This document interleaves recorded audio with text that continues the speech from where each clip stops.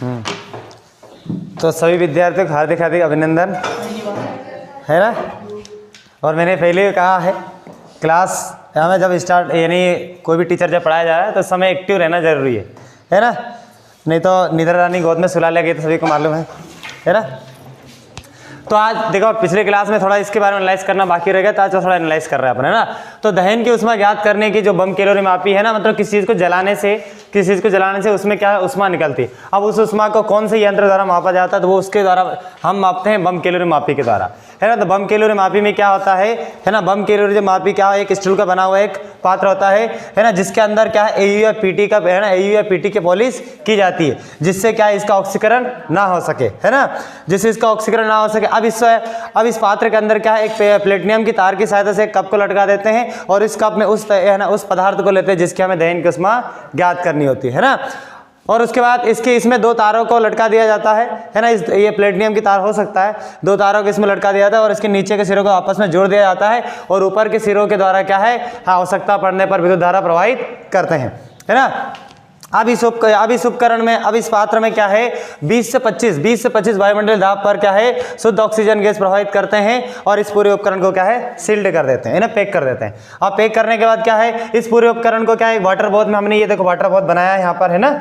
इस वाटर बोत में हमने इसको डुबो दिए। अब इस पूरे उपकरण को सील्ड करने के बाद इसके वाटर बोत में क्या हमने डुबो दिया। अब ये है ना, ये जो वाटर बोत की जो प्रकृति होती है वो इस प्रकार से होता है कि इसमें ना ही क्या है उसमें प्रवेश कर सकती है और ना ही क्या है उसमें बाहर जा सकती है। आया समझ में, अर्थात ये क्या कैसे प्रकृति हो गई है, रुद्धोष्म प्रकृति। कैसे प्रकृति हो गई, ये रुद्धोष्म प्रकृति, है ना। अब रुद्धोष्म प्रकृति का तो होता है, तो ये है क्या है ये वाटर बोत। तो क्या बोला इसमें, हमने ये पूरे उपकरण को सील्ड करके वाटर बोत में डुबो दिया और वाटर बोत की प्रकृति कैसा होता है कि इसमें ना ही क्या है उसमें प्रवेश कर सकती है और ना ही उसमें बाहर जाती है। इस प्रकार वाटर बोत की प्रकृति क्या होती है, रुद्धोष्म प्रकृति का। आया समझ में। और इस वाटर बोत में एक और क्या है विलोडक लगा होता है, यानी ग्लास रोड है। इस ग्लास रोड के द्वारा क्या होता है, हम जल को हिलाते रहते हैं और दूसरी ओर क्या है प्लेटिनियम यानी ताप मापी लगी होती है जिसके द्वारा ताप नोट कर लेते हैं, है ना। अब हम क्या है इस वाटर बोत का प्रारंभिक ताप को क्या है नोट कर लेते हैं और क्या है यानी ये जो पात्र के अंदर यानी हमारे पास जो सील्ड हुए पात्र के अंदर क्या है जो रखा हुआ जो तार है इसके ऊपर के सिरे को जोड़कर क्या इसमें विद्युत धारा प्रवाहित करते हैं, है ना। अब जैसे ही विद्युत धारा प्रवाहित करते हैं तो क्या है कप में रखा पदार्थ क्या है जलने लग जाता है। क्या है, कप में रखा पदार्थ क्या होने लग जाता है, जलने लग जाता है। इससे हमें इस कप के अंदर जो रखा पदार्थ है उसमें ताप को इतनी मात्रा में उसको विद्युत धारा प्रवाहित करना है, ताप मतलब इतनी मात्रा विद्युत धारा इसमें प्रवाहित करना है कि पदार्थ में जो रखे जो है ना पदार्थ का जो ताप क्या है कम से कम क्या स्पार्किंग हो सके। आया समझ में।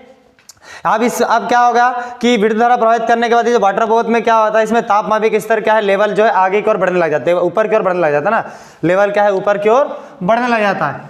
अब ऊपर की ओर बढ़ने लग गया तो इससे क्या प्राप्त हुआ है, अब इससे हमें क्या है तापमापी में क्या है हमें अंतिम ताप प्राप्त हो जाती है। तापमापी क्या है अंतिम ताप प्राप्त हो जाती है ना। तो अंतिम ताप में से क्या करना, अंतिम ताप में से प्रारंभिक ताप को हम नोट कर लेते हैं। अंतिम ताप में से प्रारंभिक ताप को क्या है माइनस यानी घटा देते हैं तो हमें क्या होता है बम कैलोरी मापी द्वारा दहन की उष्मा ज्ञात हो जाती है। आया समझ में। इस प्रकार दहन की उष्मा है ना की गणना हम क्या बम कैलोरी मापी द्वारा की जाती है, क्या करते हैं। ठीक है, उम्मीद है तुम्हें समझ में आया होगा, है ना। बंद कर दो।